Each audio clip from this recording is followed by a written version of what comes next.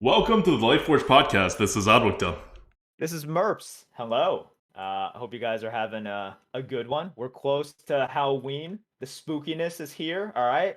And with that, we have we don't have dual class arena. We don't have anything with the arena right I don't know what's now. happening. It's I don't know. weird. Maybe they'll tell us something next week, Were you but expecting dual class at some point? yes, Like, 100%. yeah, right? I was I expecting th dual I class for thought, 2 weeks. And you know what? Dual class could still happen for 2 weeks, right? It could yeah. happen starting next, like Tuesday when they do the updates. They have an announcement and immediately turn it on. And it could go for like a week, which is Halloween, and then go on for another week for no reason, as it usually does. That would be fun. I think that would be fun. If historically you look at why people complain about dual class, it was like, oh, it's for 3 weeks. Wait, what? That's a little bit too long. I think 1 week would be perfect. Like 1 week leaves people thinking, like, maybe playing a few runs and be like, oh, I wish it were around a little bit longer, but that was fun. Yeah. That's kind of what you want people to feel at the end of the event. It's like, oh, I do wish it were a little bit longer, but man, was that fun. And then it leaves them looking forward to the next one. You don't want the 3 week event in which after a week and a half, people are just like, please, I'm tired of these broken combos. I'm How tired of about not. the 8 week event?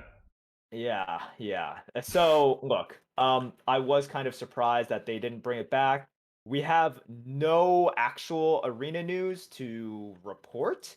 So we're just gonna talk about some basics, even though we Hmm. have literally like 300 episodes devoted to some stuff about basics. We're gonna talk about We some haven't things. done a lot of the basics in a while, and you know what? You can't access. I mean, you can. You have to go on our YouTube channel, but if you're just trying to download the podcast, I think you can only download 100 back. So a lot of the earlier episodes are not really available on podcast form anymore. They're just available on the YouTube channel, but they're worth a listen. If you look at a topic and it looks like a technical topic, they're pretty much still applicable now because it's the fundamentals of the game, and fundamentals never change. You may want to like take what we say with a little grain of salt if we're like, this is always true and like this is how you get 7 wins per run. It's like, okay, maybe there's more stuff going on now than there was back then. This will not guarantee you 7 wins per run, but overall that's still like a good thing to be doing and to know what how to do those kinds of like technical fundamentals, like thinking processes. Yep.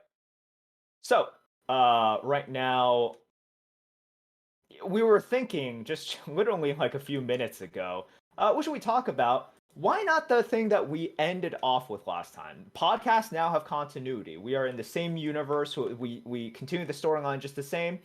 Let's just talk about Mulligans. If you Yeah. listen to the last one, we discussed Mulligans because it was my little rant of like, oh, what's something I've been noticing during my obvious copious amounts of arena playing.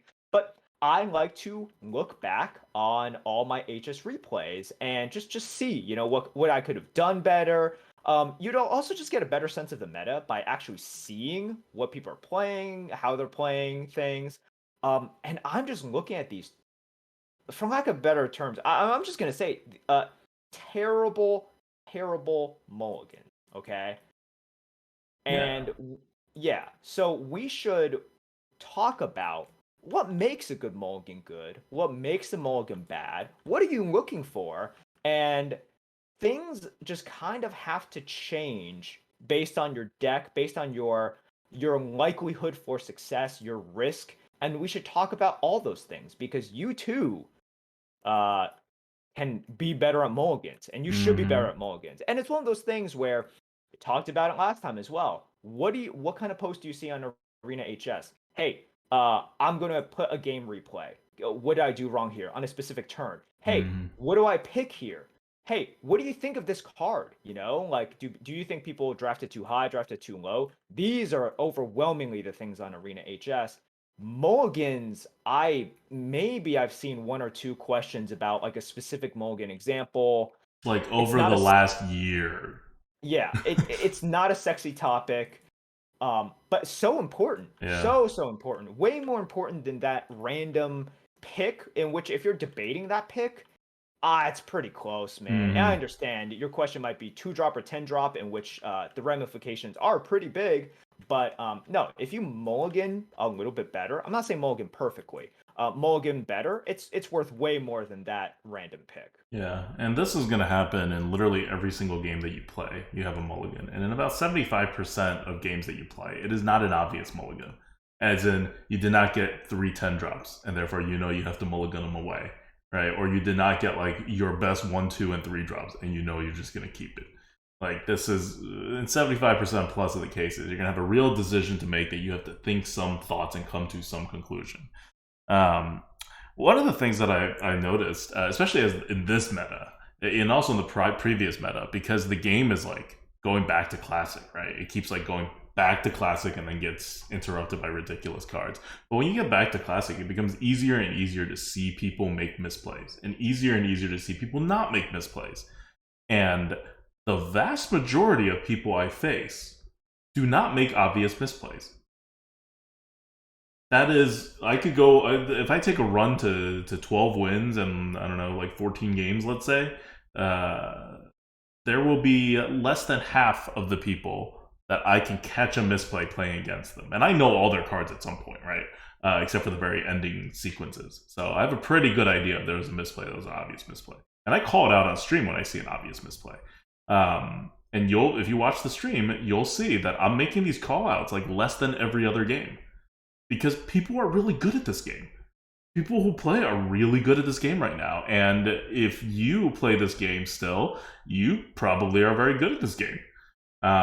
So we're trying to figure out how we can help people get better without like things that like we could fix from people's gameplays. And Mulligans really does seem to be like it's the hidden it's your hidden fault, right?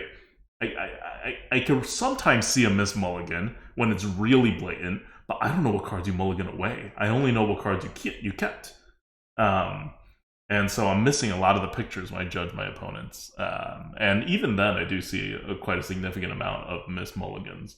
I would say that they comprise of 20 to 25% of misplays that I can catch. And because you can't catch a lot of mulligan misplays, I think that means that if you have perfect mulligans versus if you don't have perfect mulligans and you are a random opponent that I face, you will improve your play by like 20-25% at least. That's pretty huge, right? That's a pretty huge improvement for just one thing that always comes at you in a very similar way every single game, no matter what deck you have, outside of like 5% of random outlier decks. Yep. All right. So, how do you want to break this down? Like, do you have kind of a way to break it down? Because No otherwise idea. You can just take the reins and freestyle. All right, sure. So let's go from general to specific. Like we can use some examples in a little bit. But I think what's really important is before we can talk about it's like, oh, here's what you should do. What are some key principles of bad mulligans and key principles of good mulligans? So let's start with the bad, because you're like, Merps, you say that you see bad ones. How do you know these are bad? Because you don't know the complete deck. Remember, I'm looking at these from HS Replay, right? So I'm looking at these from HS Replay. I have about, I typically have at least half of their deck known, at least 15 cards known. Sometimes I'll have like 20. Those aren't as common, right? But I'll have like about 15 cards known. So how do you know? You could have not seen, like, you talking about curve, you talking about these things. You could have just missed that half of the deck, which makes this make sense. And I can tell you, okay, so hallmarks of kind of bad mulligans are you are playing in a way that takes away from the end goal of your deck. So this is one of those things that that is kind of like, it is a little bit deck specific, but when I look at HS Replay, I see that this is a control, like this is a control deck, right? They got lots of value, they have some generation, and they just need to survive into the late game. And this is true. I'm going to give you real examples from mulligans that I see. And what they do is they keep like the what was it? The Rusty Raider. they'll keep a Rusty Raider, and it's sort of like, okay, maybe I can see what you're trying to do. Like the thought is there. It's like, oh, I got to survive. This thing taunts and has initiative or something. Dude, just grab your earlier cards. You cannot keep that card. And if you're keeping something, I'm like, if you're keeping something that costs 5, you better keep something really good. Not Yeah, if you're just a keeping something Rusty that costs Raider. 5, it better remove the board. Yeah, yeah. It better be amazing. Like if you're a mage, and you want to keep like Deathborn or Yes, something, okay, that's good. fine. That's cool. Like you can keep Deathborn, one of the best like cards, whether you're ahead, you're behind. Like it's just one of the best freaking cards in the game. Okay, you want to keep that? Whatever. That's fine. But I see what the deck is. I'm like, oh, you're trying to control, you're trying to do these things. The Rusty Raider, if you get behind early, it doesn't do enough. It can kill one thing on the board, right? It will kill one thing on the board. I will give you that. And then it's like going to be a 1/5, a 1/4, probably. Um, like maybe even a 1/3 on the board, and that's not enough. And you wasted it in terms of you perhaps should have just gotten a 2-mana 2/3 to play on turn 2, right? So that's how I know the mulligans are bad. And I think it's important to point these out because you want to go be critical of your own mulligans. And you also Hmm. want to see how other people are making mistakes, right? You want to see these things. That's number one. Number two, Well, you're not play. let's stay on number one for Oh, a okay. second. Like, I mean, I don't want you to just roll through it all. I got ideas. I got You have thoughts. ideas. I'm That's Mulligan. that's interesting. You Uh, do mulligan. This is true. so when it comes to saving one of these cards that are kind of on the high side, like a high mana side, one, you definitely don't have your curve yet. Like maybe like because you can't have 2, 3, 4 and then save a 5 because you only have 3 cards in the mulligan. Like if you are doing this with a coin, then maybe you can, but you have to have everything else lined up.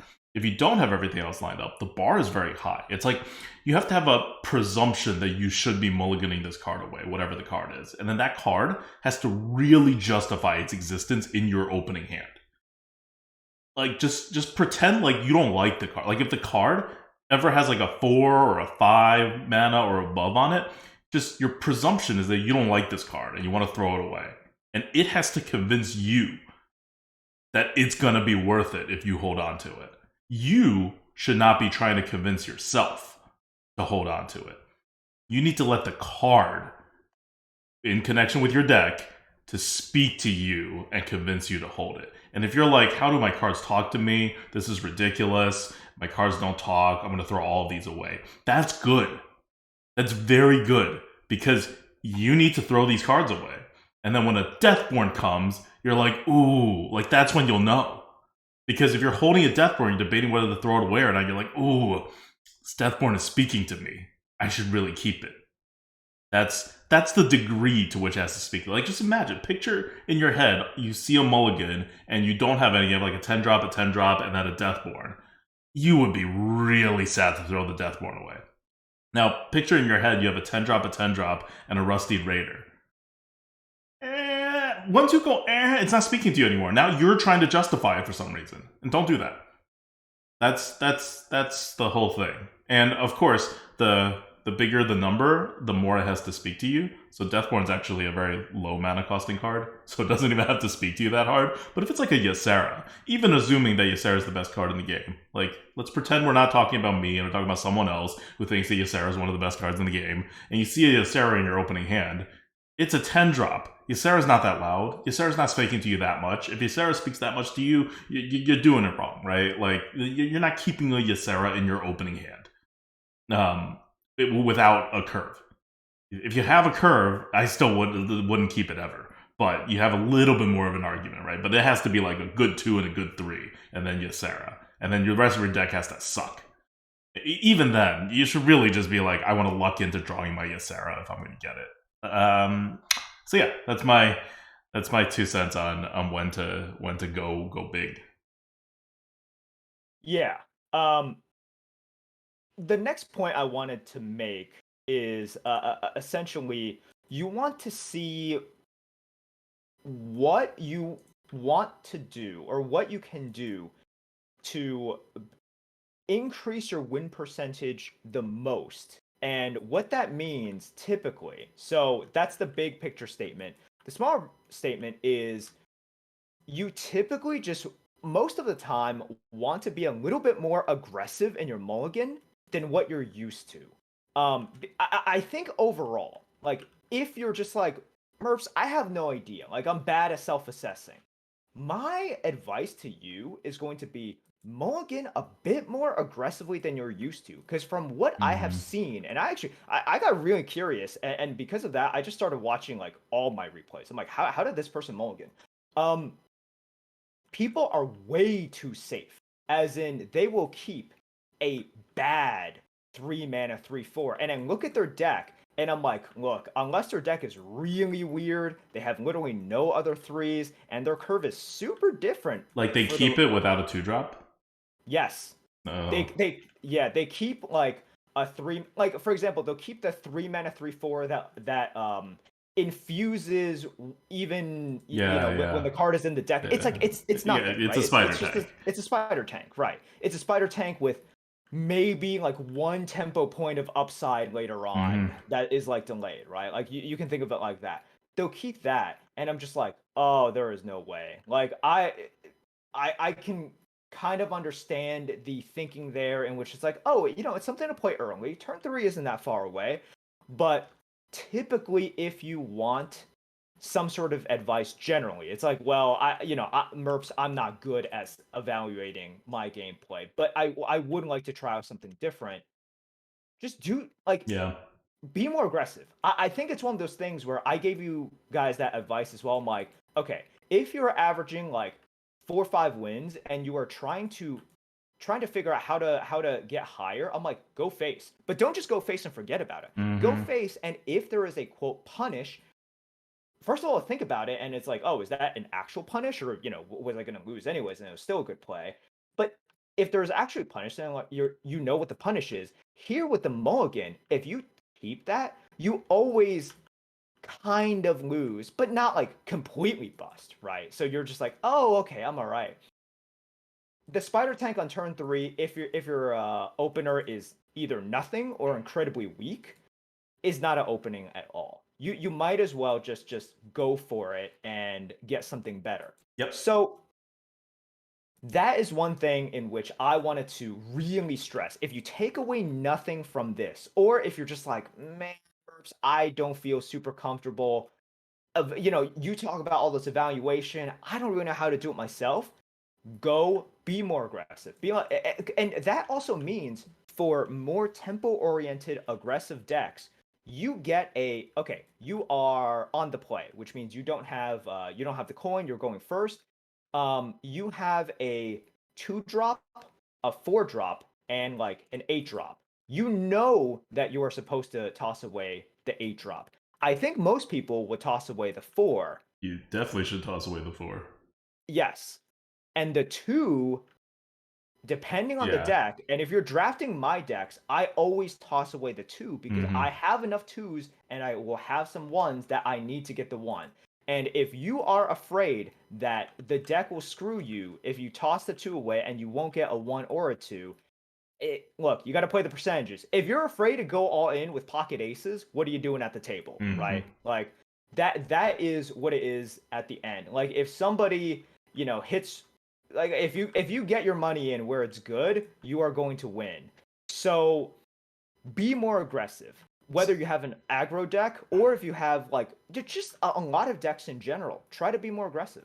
So one thing that I always say in like life in general, but definitely in games of chance like Hearthstone, is you always have to put yourself in a position where good luck is something you can take advantage of, because everybody's going to get good luck and everybody's going to get bad luck.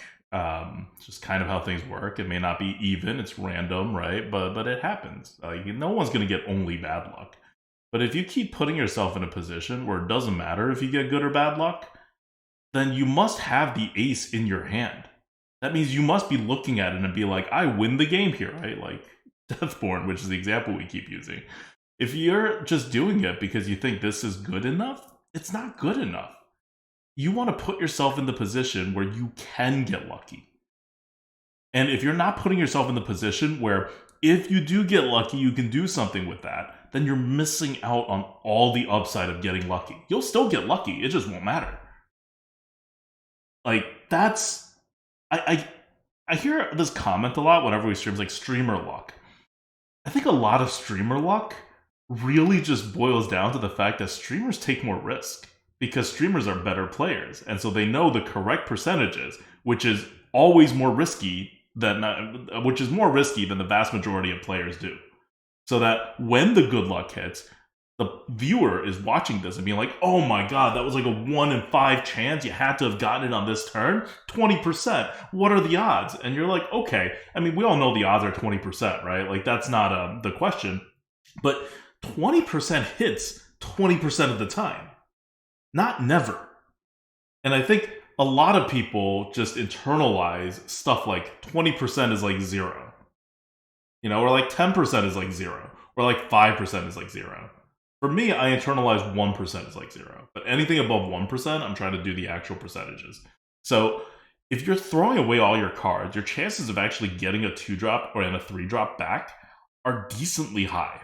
And you may not want to take that risk if you have a really good deck that is late game focused and you just need a Croc and a Spider Tank to get you across, right? Like, and you just want to take a little bit less damage and that's all you need. You know your deck. Fine. But your deck is never good enough to hold a Spider Tank without a Croc. Ever. Unless you have no Crocs in your deck.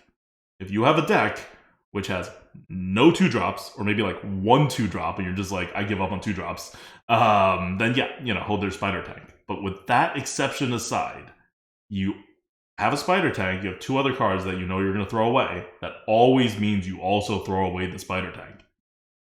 The time that you may consider keeping that card is when it's a really good on-curve defensive card that is even better if you don't play a 2-drop. There's like a couple of these around, like Lone Champion is one of them. It's not even good enough to do that with, but like you get the idea, right? Like it gets a bonus in there. Or like the Orc is pretty good these days. It's one of the best neutral cards in the game right now, actually. The 3-mana Orc that's a 3/6 and becomes only 1 attack after it gets hit once. Like that's a card that you really want if you're kind of trying to play defensively on turn 3. So maybe you keep that one without a 2-drop because that's a significantly above value 3-drop. But you never keep anything remotely in the realm of Spider Tank, like without a 2-drop. So, like Merp says, be more aggressive, and that's definitely what you should do. Like when you're more aggressive, all of your good luck turns into good things. When you're not aggressive, only a portion of your good luck turns into good things. And you're just wasting the rest of the good luck. Now, it is possible to be over-aggressive, but I highly doubt that more than like 5% of you out there are overly aggressive in your mulligans.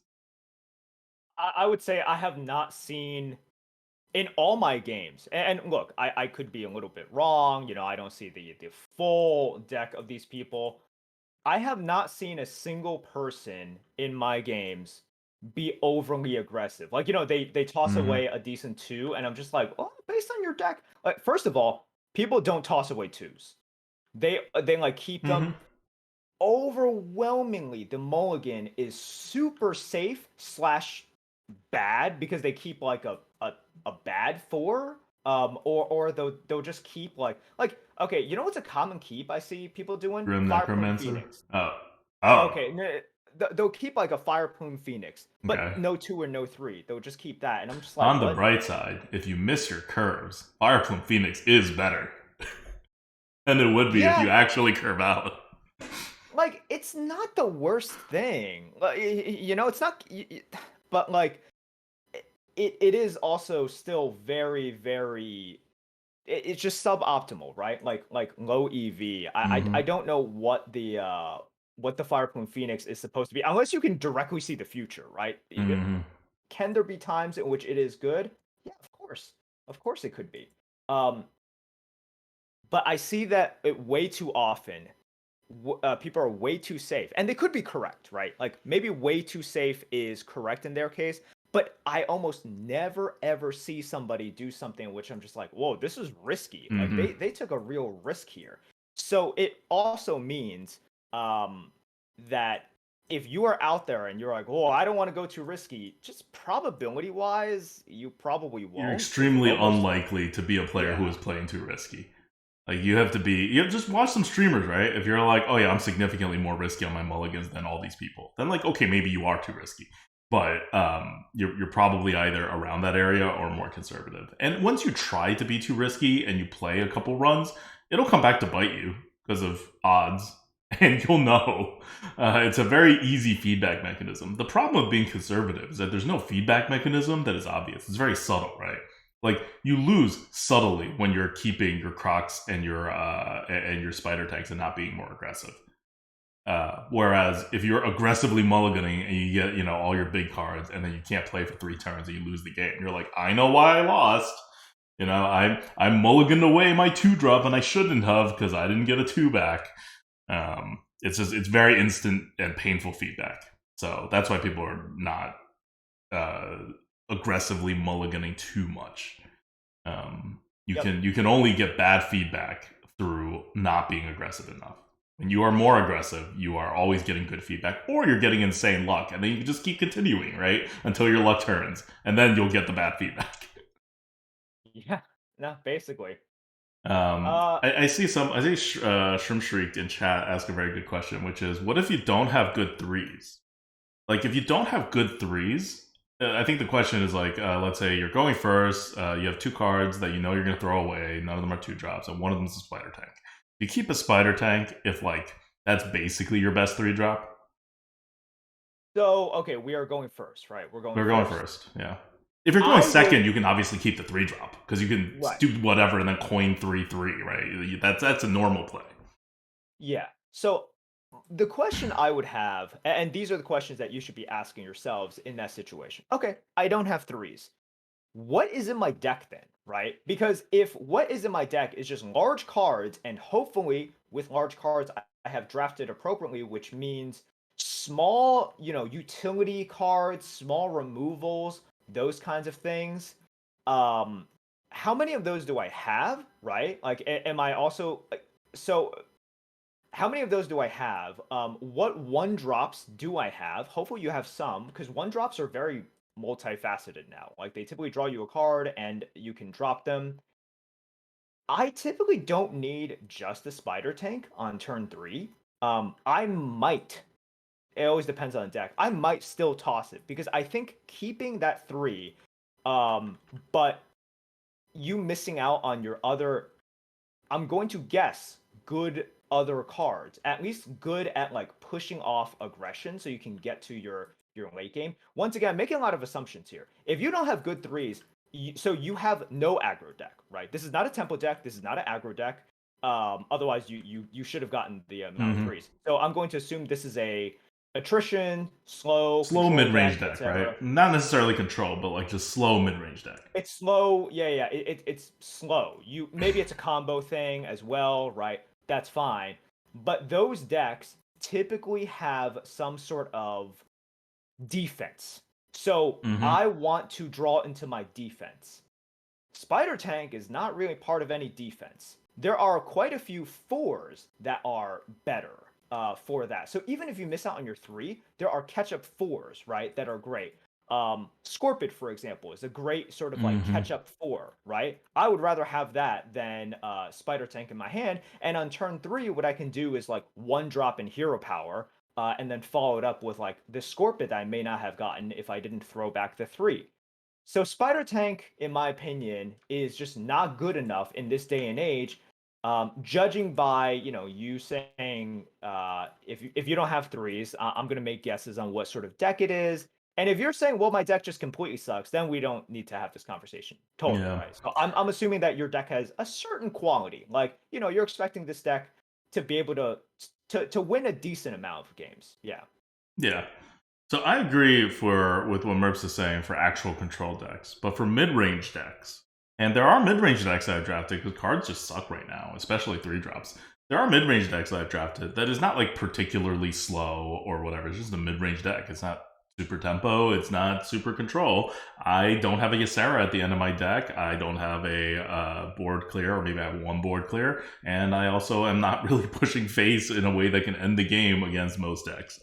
I just have a bad deck. It's not a horrible deck, but it's just a deck that does nothing.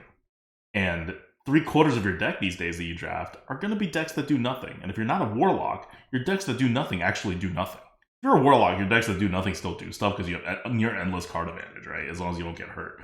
But warlock aside, your decks that do nothing do nothing. And if you have a deck that does nothing and has nothing, and you're trying to like play at like the 2-1, like 2 win 1 loss like bracket or whatever, I would say if you have other 3 drops that are equivalent to Spider Tank. Let's say you have 4 Spider Tanks in your deck and you have one of them in your hand right now. You're debating whether to mulligan away or not to get a 2-drop. You do it. You mulligan it away to get a 2-drop. Even though the next 3-drop you get will never be better than a Spider Tank. It will just be another Spider Tank.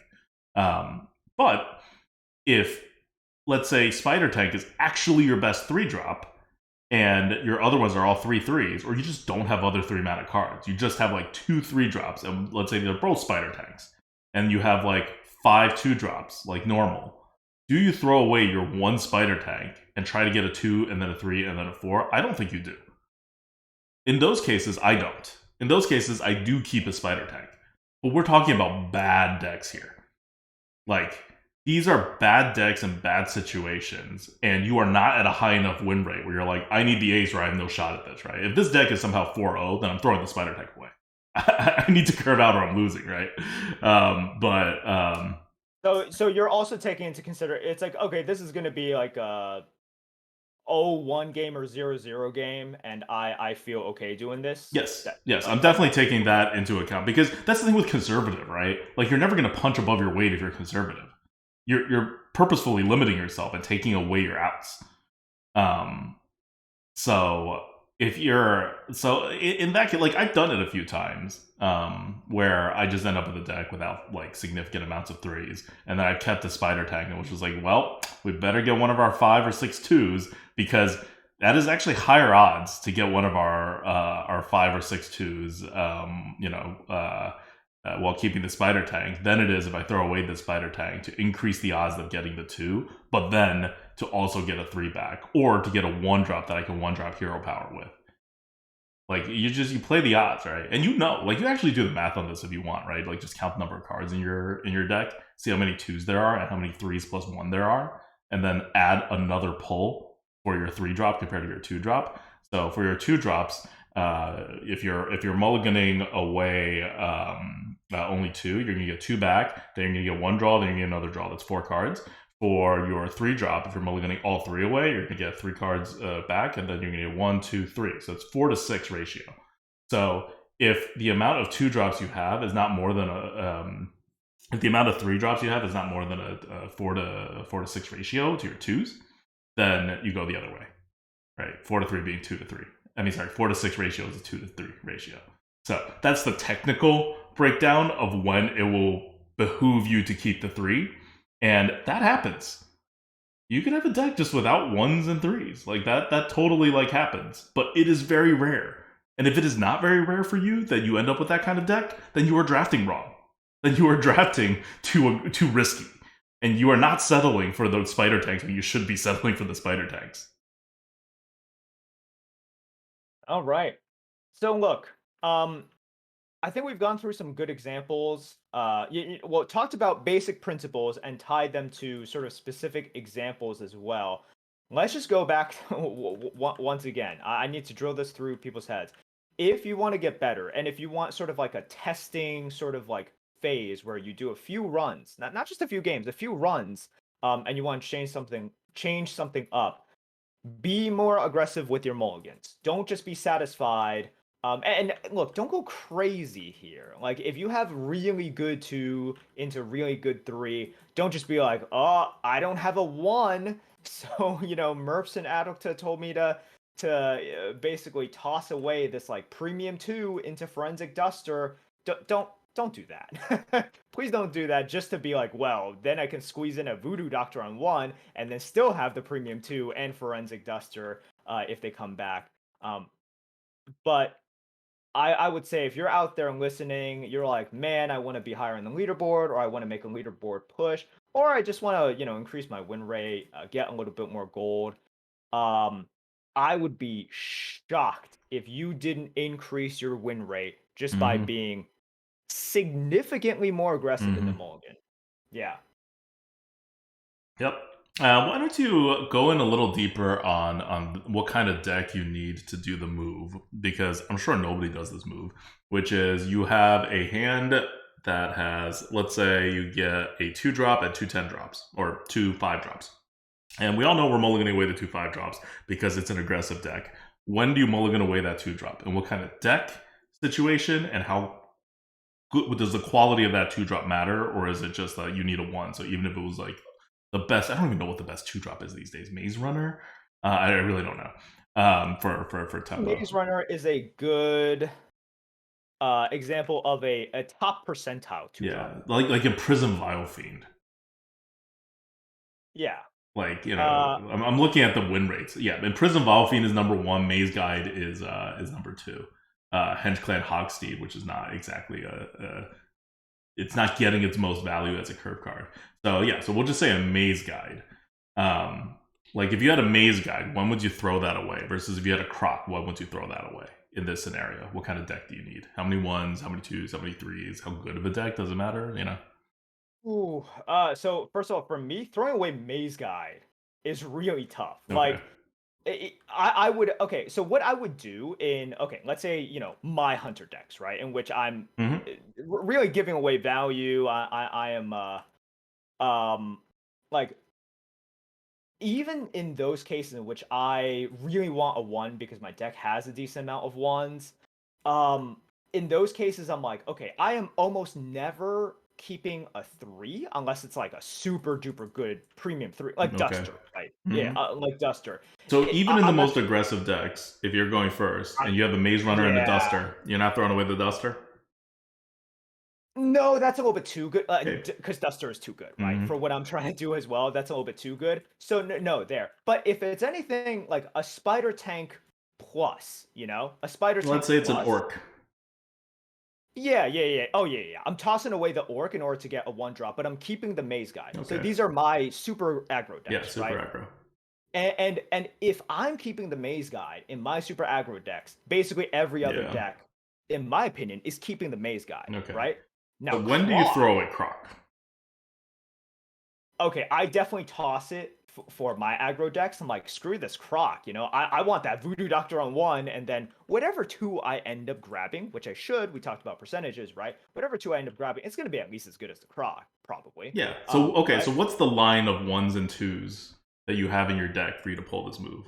When you say my super aggro decks, let's say yeah, like how many 1s and how many 2s would you say is the bare minimum you need for it to qualify into this super aggro? And so I will throw away Croc if I don't have a I one would drop. say, okay, so I would combine it as in like, so my decks, those sorts of decks usually have like at least 4 1-drops, preferably 5 1-drops, right? My decks have 4 1 drops these days.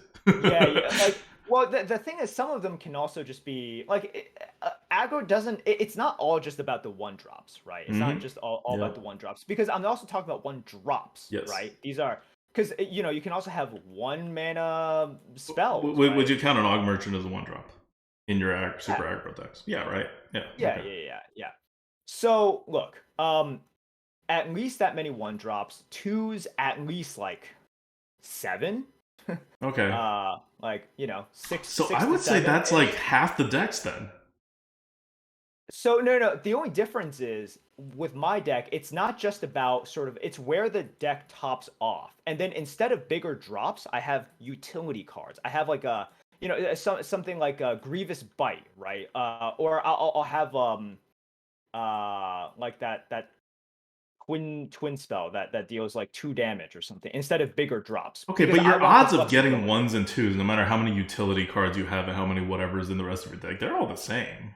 Like if you So have 4 1 drops and yeah. Well, seven that's two the drops, difference. And then that's this is like, these are the minimums, right? I'm talking yes, this is the minimums bare to minimums. start to be thought of as that. And then of course there's like the playstyle differences. But yeah, those are the bare minimums, I would say. Interesting. With 7 2 drops and 4 1 drop, I would never throw away a Croc. I definitely would, because I think with the way that my decks play as well, in terms of I need to use that 1 mana, right? I need to use that first mana. If I don't use that first mana, I'm already giving up so much because But that's if you huge, only have right? 4 1 drops, you're unlikely to be able to use that first mana anyway. Like very unlikely. You have how many draws into it? You have one. Let's Okay, say you throw away your 2 drop, three, four. okay. You have 4 draws into it out of 30. I would say that is So the that's minimum I would say to be 13%. considered, but I typically have more. I'll typically have like Yeah. I know that's how much you have. I mean, when do you do it? I don't mean when do you think about it, but when do you do it? Are you really throwing away a Croc on 2 for a 13% chance at a 1 drop? yeah, because I'll always get a 2 back as well, right? Like not always, but Um, like I'm getting a your 2 chances of back getting for it.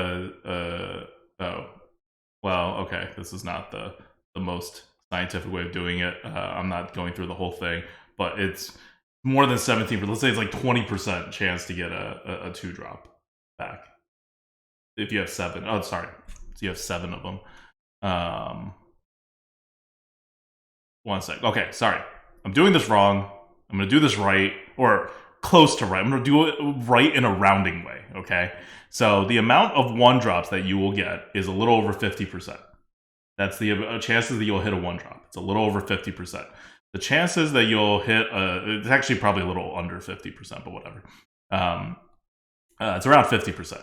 And the amount of times you get a 2 drop back with 7, to be on curve, yeah, you are very likely to get a 2 drop back. Yeah. So I'm taking that. Okay. Okay. Like what's the percentage? Like how likely are you to get Get a a 2 drop 2 back. back? I Yeah. can't do that calculation super fast because I Okay, have to sure. loop through a whole bunch of stuff, right? That's fine. Yeah. Like it's So a card yes, game. I just did a the really like back of the napkin one for 1 drops because there's only 4. There's only 4 in the deck. where I would keep the Croc probably is like some of those meta mage decks. You know the ones I'm talking about, right? Like if you guys are out there and listening, you know which sort of mage decks I'm talking about, in which you might not have the Deathborn, but you're still okay. Look, you got 1 or 2 conjurers. You want to generate. You want to just do all of this BS mage stuff. Put the Croc out. You want that 2 3 on 2. Like you could have some better stuff, but man, you just don't want to die before you do your dumb things, Mm-hmm. right? So I think Croc in those sort of decks, that's like one of those like great keeps. Like, Mm-hmm. oh man, I feel so much better now that I have this Croc. It's really in those kind of not just aggressive decks, but like kind of decks that aren't as kind of end game or combo oriented, in which you just have to live, right? You're trying to push a little bit. Yeah. I think you have to consider, it's like, okay, the Croc is definitely not it's not the best 2 in the game. I definitely want to think about it. But going back to our initial question, I don't think you ever toss Maze Guide in Okay. these more typical scenarios. I never would. It doesn't Mm-hmm. matter what the deck is. That mage that we're talking about, the priest that we're talking about, my hunters, no one tosses Maze Guide Okay. in any of those scenarios. It's just a little bit too good, you know. All right. Well, I mean, I think that was really helpful in terms of just putting down some guideposts, right? We talked about when to mulligan threes. We're now talking about when to mulligan away twos. Obviously, you don't mulligan away ones, and we have a general rule that you mulligan away fours unless, and especially cards more than 4, unless something crazy is going on with either your deck or more likely the card itself being some absurdly powerful card. Um, so I think that's a good guy. But if you listen to this, like, how many of you are mulliganing away Crocs? Like, I'm betting no one is. I'll do it like if I have like 6 1 drops, like I'll mulligan away a Croc every now and then. But I even rarely do it, and I have a much higher bar than Merps. But that's how aggressive you should be, right? Like, I actually think now that I ran the numbers, 4 is actually the correct line. Like, if you had 5, I think you would definitely do it. I don't even think you're thinking. Now that I'm looking at the numbers, if you had 5 1 drops in your deck and 7 2 drops that are Croc level or above, and you had a Croc and no 1 drop, I think it's 100% chance of the correct move now to mulligan away the Croc. I think before I would have thought about it there, but my thinking about a line was more conservative than yours. And I think you have the right line, or like you're like a little more aggressive, or I don't know how often you would actually do it when you say I would think about it.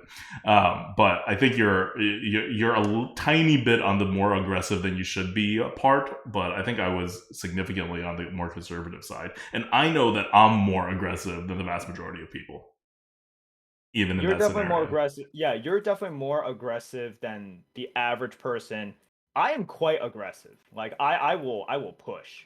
But that comes from playing the style that I Mm-hmm. play, right? As well. In which case, I'm talking I even do in a understand normal that. mid-range deck. Like if it's not one of those control decks, if it's just a normal mid-range deck, I think if you have 5 1 drops and 7 2 drops for whatever reason, because you don't really control your draft, right? And 7 1 drops could, like sorry, 7 1 drops, 5 1 drops could still be a mid-range deck if some of those 1 drops are card drawing cards or like whatever, right? Like I mean, like even if it's not just to be aggressive, even though some of those 1 drops are like 1 1 draw a card or whatever, right? I think you would still do that mulligan now that I'm like looking at how high the odds are of getting a 1 drop and or getting your 2 drop back. Yep. All Um, right. yeah. That was super helpful. Hopefully that helps you in your mulliganing, and it gives you something like even if you don't know if you need the help or not, go a little aggressive. See how it works. Right. This is Hearthstone. Nothing much is happening right now. Make your own content. This is what I've learned by playing Diablo Immortal. Sometimes you just got to make your own content. And this is a good content. If you it happens every single game, you get a new mulligan, you get to try something new. Very true. Okay. Uh You, yeah. do you have something else to talk? No. No, Okay. I don't. No, I do not. We'll do a question from the go just because I'm curious about it. Question from the go. We'll make it focus on the other Blizzard games right now. So I'm not going to ask Merps to talk about Diablo 4 beta because there is a pretty intense NDA from what I hear on it. He got in, I didn't, but brand new's in. She just hasn't installed it yet, so I'm gonna play it at some point. But Merps has also been playing Overwatch 2, and we've obviously still been playing Diablo Immortal for a absurd number of hours every week. So, how is Overwatch 2 for those who haven't gone in and like tried the game yet? I haven't played Overwatch 2. I haven't bought the game or played it. I only played the beta back in the day. You know what? Look, you're gonna hear a lot of jokes about Overwatch like 1.1 or Yeah. something. Overwatch 1.1. How's Overwatch 1.1? It's pretty solid. I'm enjoying it. Look, are there some balance issues? Are there some things that I wish were uh a little bit better with it? I mean, I wish the PvE were out, that's for sure. Which, Of course, I that's when think I'm coming everybody. back. Yeah, that's true. I mean, the PvE hopefully is going to be super sick because that's the thing that they've been working on for years, right? So for those of you who are like, "Oh man, like they spent years on this." No. They spent years working on the thing that you haven't even seen yet. They were This forced to is release this one. They were forced to release this. Remember, they weren't even supposed to release this year, and then they were like, "Oh, it's real bad if we have the Overwatch League." And Mm-hmm. people watching something that they literally can't play. Like, And who also, does that, Diablo 4 is right? coming out next year. Like, why would you stack your giant releases in the same year? They're still Yeah. gonna do it, but like, this is just terrible timing. So, look, what I am going to say about Overwatch 2 is that I think the seeds are there for a much more kind of like fun experience, fast paced and fun experience than Overwatch 1 because you take away the other tank. And I'm not saying it's balanced right now because Sojourn and Genji are like, they're really annoying. Zarya is super annoying. I think people see all the balance issues currently, but Double Shield in Overwatch 1 was annoying AF. It was super duper annoying. It was really slow. People make all the memes about it's like, "Oh, let's shoot the next shield." And it's kind of true. That's what it came down to. And Blizzard really didn't want that, right? They wanted fights to be more dynamic. They wanted just, more movement. They wanted action to be faster. This is why supports now auto heal. So as an Ana player, I don't have to either run and get a health pack, then come back into the action and then start healing people, or use the nade on myself and then continue healing people and then like hitting my shots. I can just wait, right? I can just wait, and if I don't get hit, I heal. Everything's faster. DPS are literally faster. So with a PvP experience, I'm just like, I think the directions overall that they're making are going to create a better long-term sustainable game, but it is a little bit rough right now. So all the current criticisms that you hear, I think, are perfectly valid, but I think it's one of those things in which I see the potential there, and I see why they went in this direction. So if you haven't played it yet, play it. And look, I too am annoyed that Genji, in my opinion, is just a little bit too strong right now, but that's fine. These things can change. What couldn't change from Overwatch 1 was like, they couldn't keep Overwatch 1 the same and just sort of be like, oh yeah, there's no more tanks, there's all the... You kind of did have to do either the biggest patch ever or just make a new game, right? Just make a quote new game, a continuation of the first game. Sounds good. We have also been playing a lot of Diablo Immortal. I mean, less Diablo Immortal than we were playing before, because it's been getting on, and they have been not releasing as much content as they need to. So the biggest quit wave in the game, you guys heard all the crap in June, and then again in July, and then whatever. And everyone's like, "Oh my god, game is dying, game is dying." Game was not dying. Maybe some of the lower populated servers were, but we were fine. Our server was fine. We were having stuff. This last month, this was rough. There's a lot of inactivity happening now, and it's because the last update, it did a lot of stuff. They definitely spent a lot of time and energy and stuff to put out a really big patch, but it was really, for the most part, giving players stuff that they did not want, and so they do not want to do it, so they are not doing it, or they are doing the bare minimum. And that doesn't make for a lot of good content.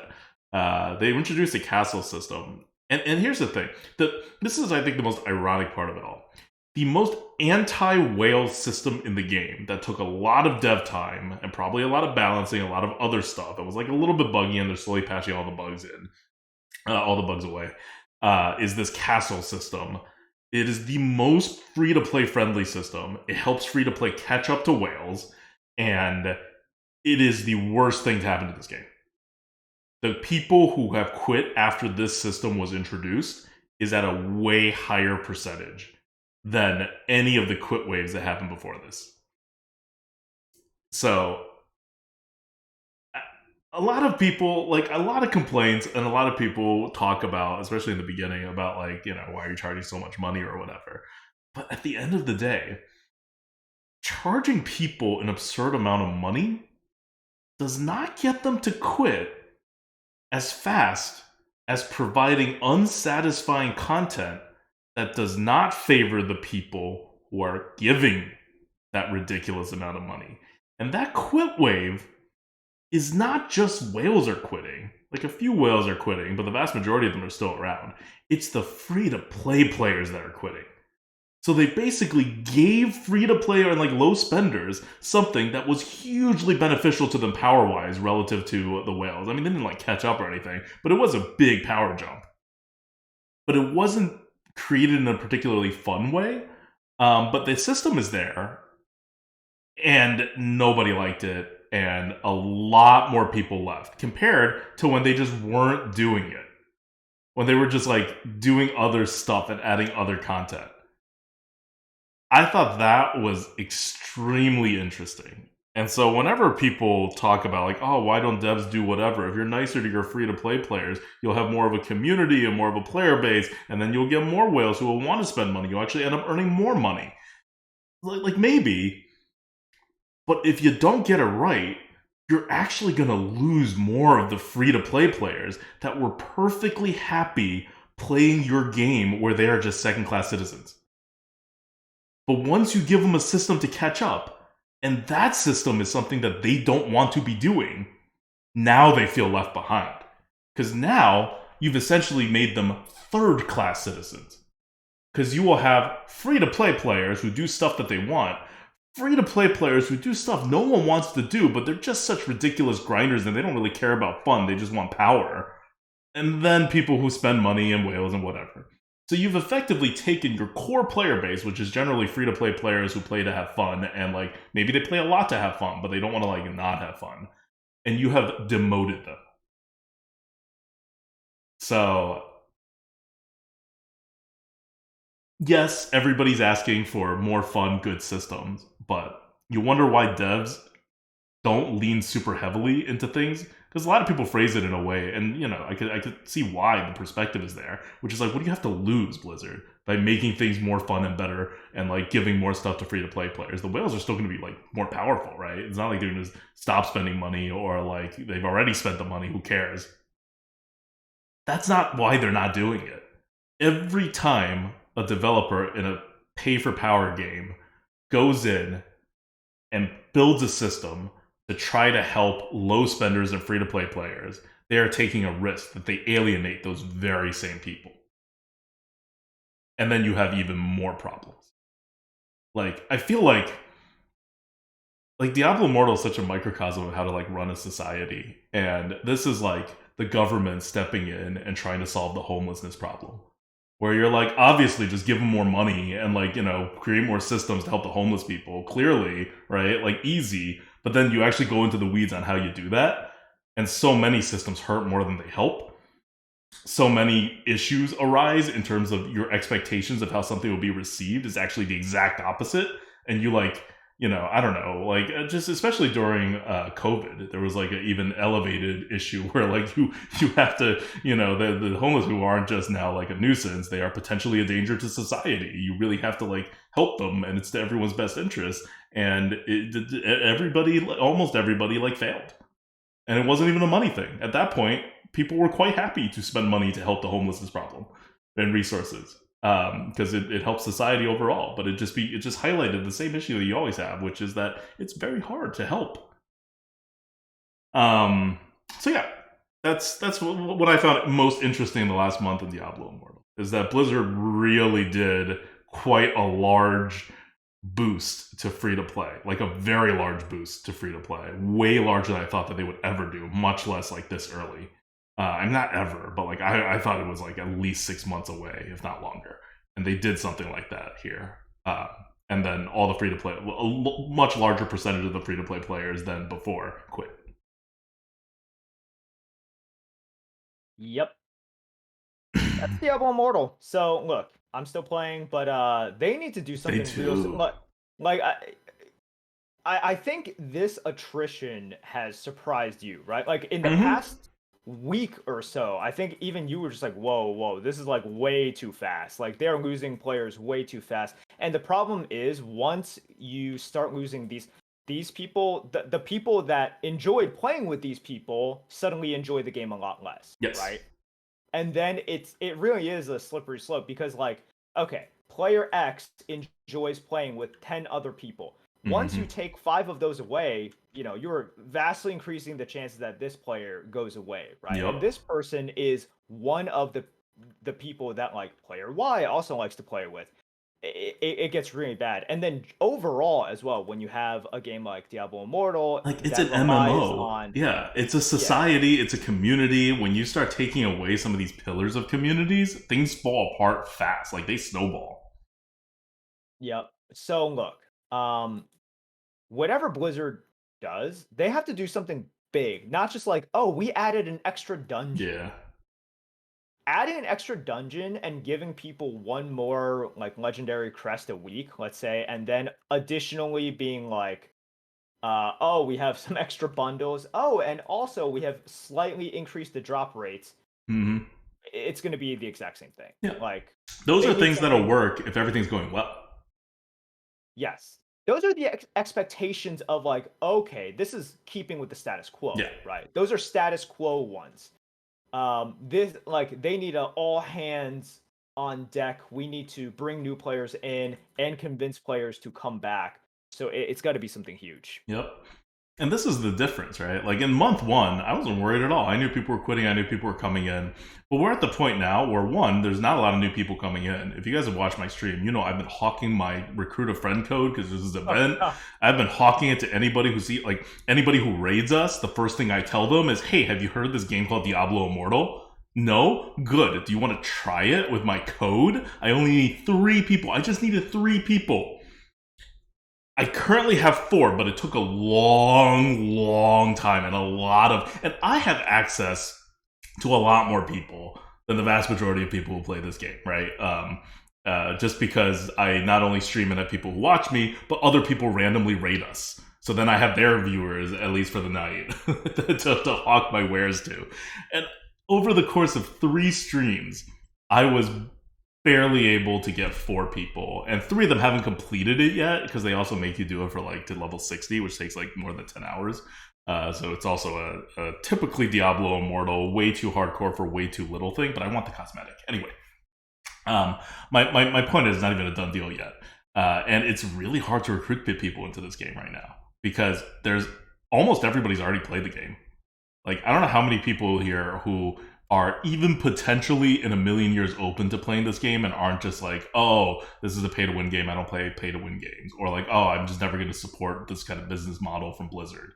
Or whatever, right? But just some fundamental thing where it doesn't matter how good they make this game, I'm just never going to play it, which is fair. When you take those people out, and then you take out the people who have already played this game at some point, and either didn't like it or got far enough and got frustrated with something, you don't have new people to recruit anymore. You have very few new people to recruit anymore, or at least you don't have gamers to recruit anymore. Maybe they could recruit people who don't usually play games, or who don't usually play anything remotely similar to this type of games. But this was a big launch. You already got a lot of people. And then over the course of the summer and September, when the schedules changed, you got more people. I don't fault them for trying to get all the new people that they can, but they are starting to scrape the bottom of the barrel right now in terms of the numbers that they can get into this game. So they need to start getting people back. And in theory, it shouldn't be that hard to get people back, especially if people have spent a couple $100 or a couple $1,000 on this game, right? It should be hey, if you make the game good again, the money that they spent hasn't gone anywhere. It's still sitting in your character in terms of the power and whatever. And everybody already has this game already, if not still installed, then at least the Blizzard ecosystem is there. It's pretty easy to have an access point, but you gotta do something. You gotta do something big to actually bring back the people who have quit, because there's no new people left. You can bring back the people who quit in June, you can bring back the people who quit in July, you can bring back the people who just quit. But somewhere along the line, that is the only way forward for this game, because the game has gone through all the people who are normal gamers. Yep. No, that's where we're at right now. And unless something kind of big happens, people don't come back to Diablo Immortal because they're oh, they added one more dungeon, and we're what does that mean? They come back if they're whoa, they completely revamped the econ. So one thing, they did completely revamp the econ. You are now getting I want to say 5 times the amount of legendary crests for free per month than you got in June. At the very beginning, it was so bare bones. Yeah. You looked at it and you're so a free-to-play player literally never, not just catches up, never sniffs a tenth of the it was so bad. So now it's better, but even then, it's just increasing percentages doesn't do much. In order to get a huge amount of people to play the game for the first time, it would have to be something headline worthy. Yes. Right? So.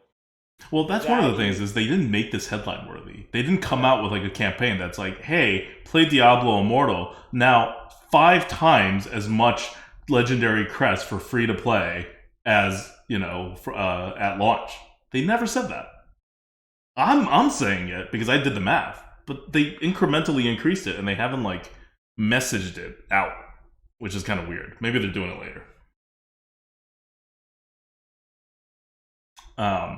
But yeah, you You need something big. I don't even know what it like. Server transfers will help, but I think server transfers is less of a get people to come back to play this game thing as it is a keep the people who are still playing in these miserable servers with no population still playing, because now they can transfer and get themselves invested into like a real server with population.